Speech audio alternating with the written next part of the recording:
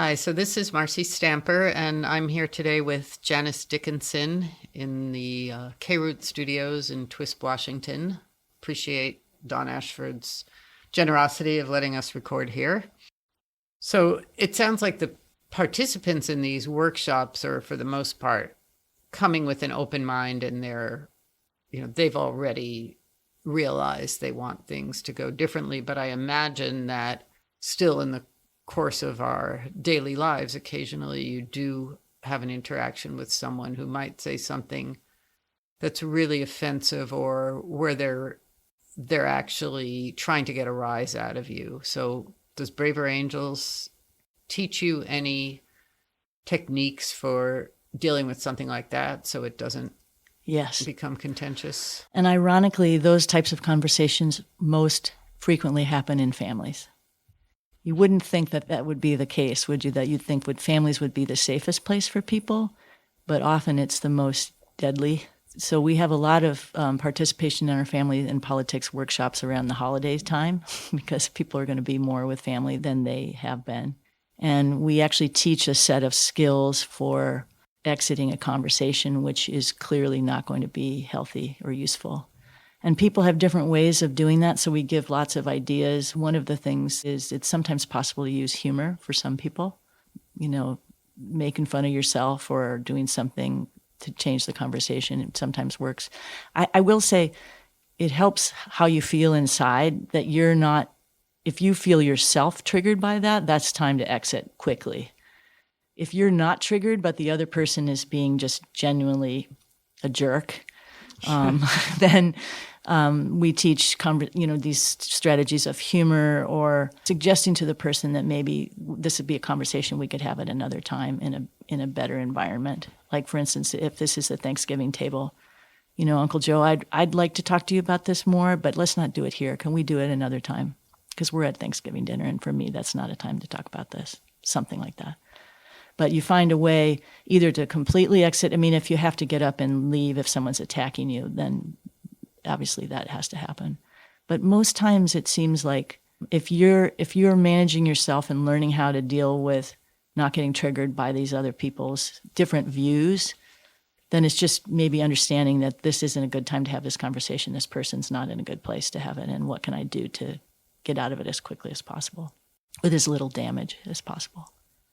Marcy, there's one thing that I haven't mentioned that would be really useful, and that is that when we're teaching people to listen, we also teach them to understand that that doesn't mean that they agree with the other person. So I'm listening to someone and I'm trying to understand their position, but I don't have to change my position, and I don't have to agree with their position. But my intent is to have a relationship with the other person and bridge the political divide, not because we stopped believing our beliefs, but because we understand that we're both human and we agree to disagree, which is another useful way to end a conversation, is agree to disagree. Uncle Joe, can we just agree that we don't agree on this? And let's go back to the turkey. Something like that. So it's really important, because I think a lot of people think that if they listen to someone else, that means they agree. What we teach is that we're entering into conversations not to try to change the other person, and that I don't have to change myself either. I can hold firmly on my beliefs that are core to who I am and still listen to someone else in a meaningful way. And do they encourage you to even ask more questions to understand better where that person's coming from? Yeah.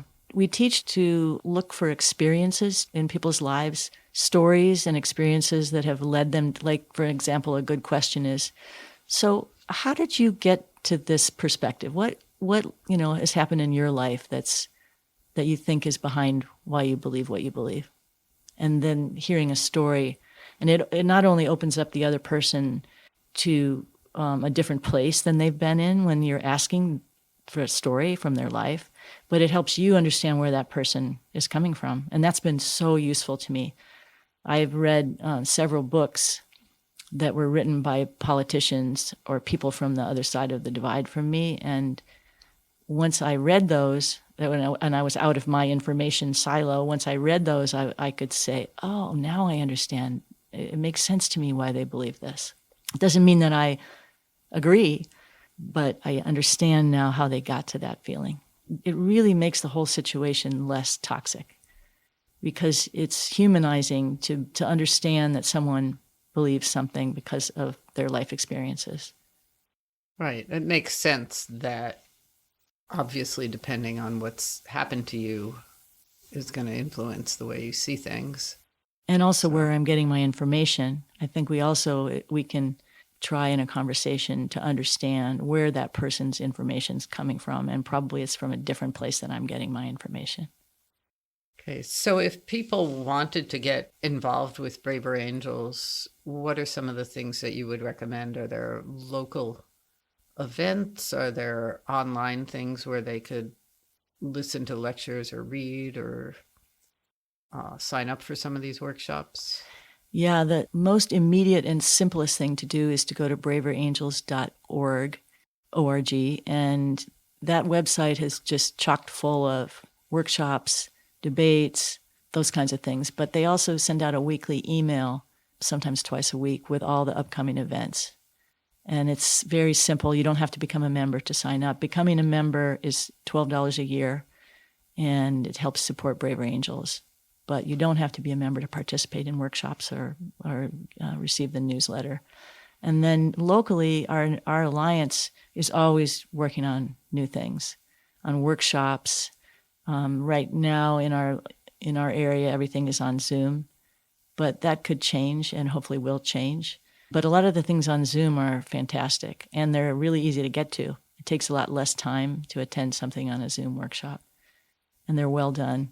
And we have a Western Washington Alliance and a Central Eastern Washington Alliance, of which I am one of the co-chairs. And we have a website that has all the upcoming events for our state, which is braverangelswa.org. Or you could just Google up Braver Angels Washington. And that website has more relevant things to our local area. Something that I'd like to share is my email address in case anyone would be interested in contacting me, because I have my finger on the pulse of a lot of different levels. It's an easy email, winthropfitness@gmail.com. I'll just say that again, winthropfitness@gmail.com. If anyone would like to contact me, I would love the conversation. Thanks again for taking the time to share all this interesting information. I know I'm going to go on there and read some more things and listen to some more of the lectures. It just seems like they've got some really important insights for all of us. So thanks, Marcy, for your curiosity and great questions. I really appreciate it. Well, thank you for your time.